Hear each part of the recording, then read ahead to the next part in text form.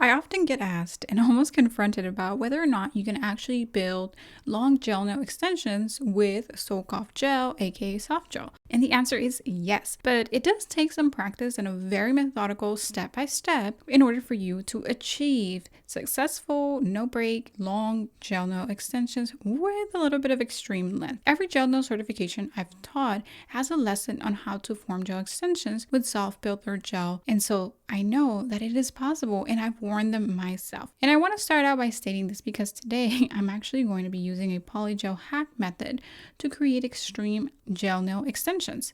I consider anything to be extreme length for the wearer if it is at least twice the size of the nail plate that is actually attached to the nail bed. So yes, this is different for every person. What's extreme for me might not be extreme for your nail length size. And for these lengths, the extreme gel nail extension, I recommend you do full coverage tip or the polygel method I will be showing you today, which I think you are going to love. Hey there, welcome back to my channel. My name is Paola of paolapalencianails.com, and I help current and aspiring nail techs become thriving entrepreneurs by mastering all of their gel nail services using soft gel only. If this sounds like a niche you'd like to consider exploring, then at the end of this video, do consider subscribing. Alright, so I will be using this Polygel Nail Kit by Melody Susie. It has a base and a top coat, and it has 6 different polygel tones. I'm going to just go for the clear one. Just FYI, there are other items included in this kind of kit. I don't use it often, just kind of got a sample for it, and I actually don't know what this is here, but yeah. Comes with tips, a file, a brush, and some instructions if you want to step-by-step on polygel nails. Alright, so let's get set up for this gel nail application. You can use any of these bases. These are all the base for the builder gels that I'm going to be using. And I'm just going to go for these Vetro Fuji base. I'm going to get my LeBlanc Cocoa's unit going. And it is cordless, so I'm just going to sit it here very nicely on my station so that I can bring my hand a little closer. Making sure that the nail is prepped, that all oil, dirt, debris is removed. I did already buff the nail, so I'm just giving it a cleanse one last time with 90% alcohol.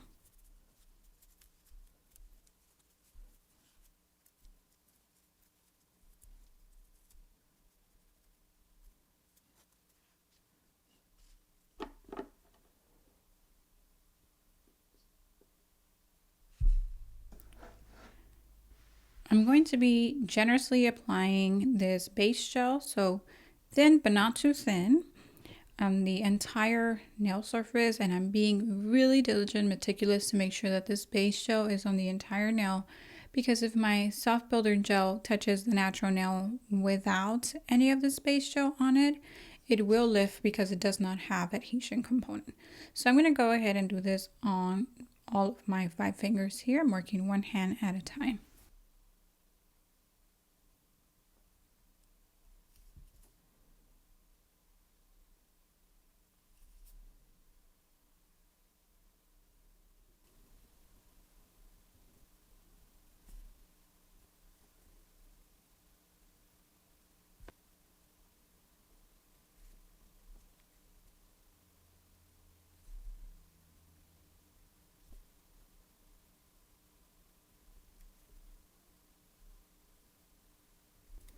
Next, I'll just go ahead and give these a full cure, so that would be 30 seconds.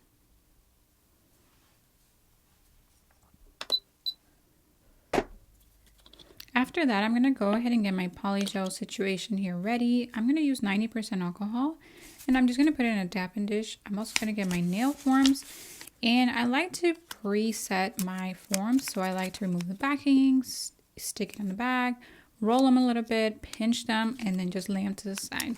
So you would just do this for all 10 fingers, or if you're working 5 fingers at a time like I am at this moment, then do that.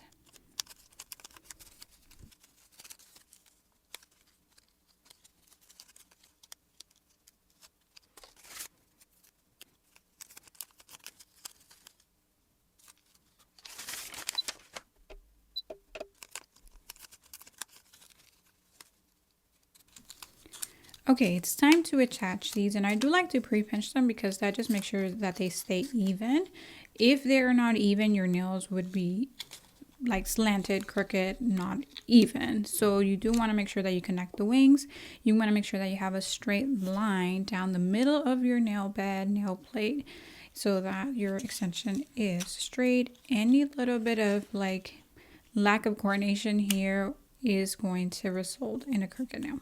So take your time, and even if it doesn't fit flushly onto the sidewalls of the nail, just keep moving. I've learned after years of doing gel extensions that that's something that you can always fix. And unless you're going to be in a nail competition, then I would not even bother cutting the nail form. Trust me. It would just saves you a headache. And when you modify each form, that means that every nail has the potential to be different or uneven because, you know, the form can be cut differently. So do not stress. I find that, again, you can just correct it if you do have a little bit of product underneath. So I've taken my polygel and I've tapped some alcohol on my brush. Minimal. I just wanted to keep my brush moving because if you just tap the polygel, it's going to just be sticky and then you're not going to be able to work with it. I like to flash cure because then I like to give the nails a pinch. So with this polygel, I would flash cure for 5 to 10 seconds, no more.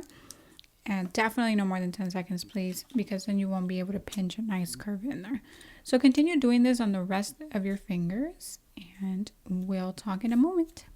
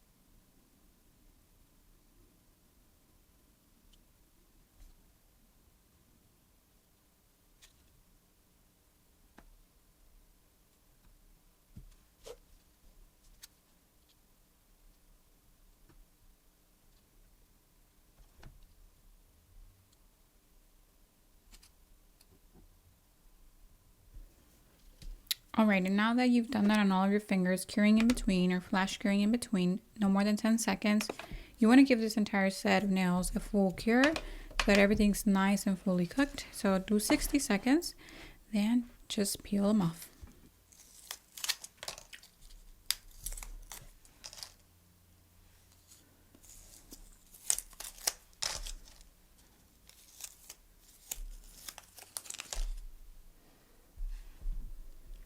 There you have it, long and slender, beautiful.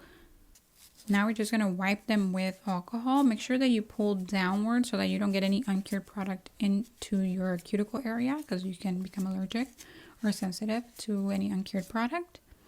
Now we want to shape them, so we're going to be using a coarse file or a medium coarse file. This is about a 180 or a 150, 180 grit. And I like to shape my nails right here and then because then I have control of where the product goes. Okay, so like if I just leave like a jagged edge on all of these nails and they're all different sizes and all of that, then I'm not working methodically and I'm grabbing more product than I need to. I'm putting more product on one nail versus the other because that one's a little longer based on the extension that I just created. So this is a good time to just gently go over them and give them a very general shape. Since I'm going to be doing coffin, I'm already starting the coffin process but I'm not fully committing to it. I just want to give myself something to gauge as I am trying to, balance these out with product. So perfection is not needed here. And as you may already know, gel typically doesn't adhere for long wear on a shiny surface. So you do want to come over these nails with a sponge buffer and remove the shine, make them matte. Go ahead and dust them off. I do like to do a wet brush, so just alcohol, and really get all that dirt underneath. And I also like to get a lint-free towelette and still push the cuticle back, scrub any dirt or anything like that, because if I leave any dust speck rather than dirt, I should say, then my gel is going to want to attract to it. Okay, so I'm just going to stay on brand here, and I'm just going to use the Vetro sculpting gel. But if you're using the other Cocoas or Leaf Gel, these are their soft gel builders. So Leaf Gels is called sculpting gel, and then Cocoas is called Excel Builder. So you can use those, or you can mix the brands too. They play well, but again, I'm just going to stick to one brand since I have both the base and the builder. Now I'm going to meticulously apply one thick layer on all of these nails. I am going to self-level slightly just so that there's not too many dips or valleys, and so that my next coat, the one that I use to build the nail, it's nice and even and I can form a smooth apex. If I don't self-level this current layer right here, then it may be okay, but again, I don't want my soft builder gel to like dip or go into any of those low points or valleys on the nail. So I'm going to apply a thicker, more generous coat here. And this is also going to make sure that both my free edge and the body of the nail plate are engaged, right? That they are actually touching and that it's not broken or it's not gonna disconnect. So this layer here is really like your insurance policy. And I recommend that when you're doing gel extensions this way, that you don't skip it.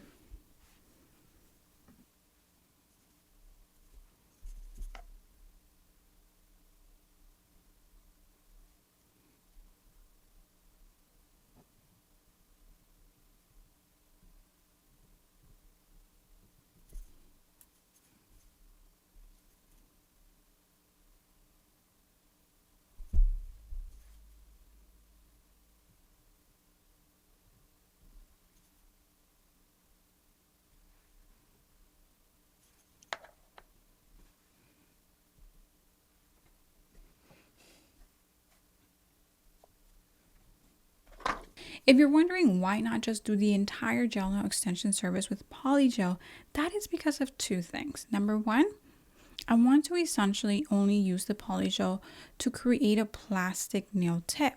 Like if we already do soft gel extensions with tips, why not just create the plastic tip from scratch using polygel?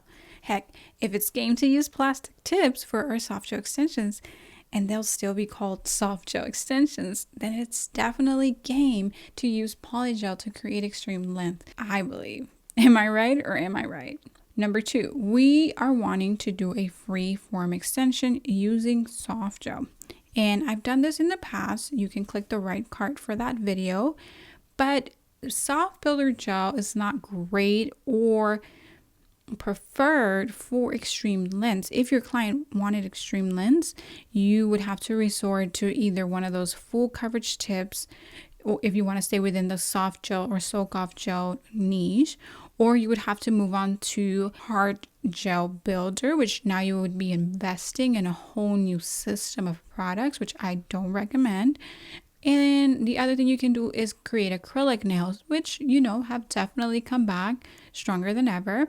But again, you would have to either, if you don't already know, you will have to learn that system and buy into a whole nother system of products. And you know what I think about that. You gotta niche down, eliminate all of these products from your services that you're not going to use on the regular because they'll just sit there collecting dust and costing you money. And what happens with soft builder gel, again, if you kind of go extreme length, I've created a video on this again on stiletto nails actually, is that at a certain point the soft gel nail extension bends a little too much for comfort. Like, I wouldn't feel comfortable wearing that extreme length stiletto nail with just soft gel builder. I feel like it would bend or snap. That is just the chemical structure of soft builder gel. Although it is strong, indeed it is very strong, it maxes out at about half an inch or at double the length of the nail plate. And there you go. Thank you, Lord, for polygel, because now we can actually just create the tip with polygel instead of sticking on plastic tips with glue, which, by the way, glue hates me till the day. I am no expert at applying tips with glue. We just seriously have never gone along. I don't know what is it. But back to my point, these are the two reasons why we're doing it, because we're just going to create a plastic tip using the polygel. And the other reason is because at a certain length, the soft gel bends. And quite frankly, anything at a certain length would bend. Like acrylic, if you extended it like, 6 inches out of the nail, of course it will break. They only are there to be strong for a certain amount of length. Okay. If I did the entire nail with polygel, it would just feel a little too heavy for me personally, and not as lightweight and natural as what I'm looking to achieve with these extensions.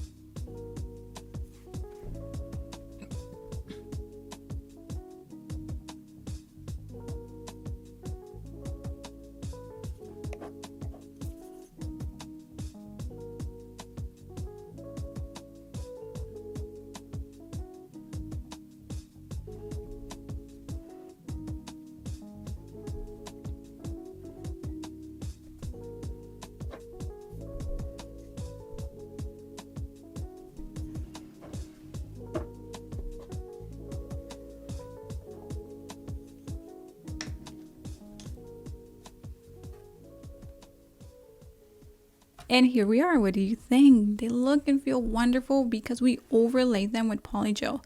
They feel nice and light.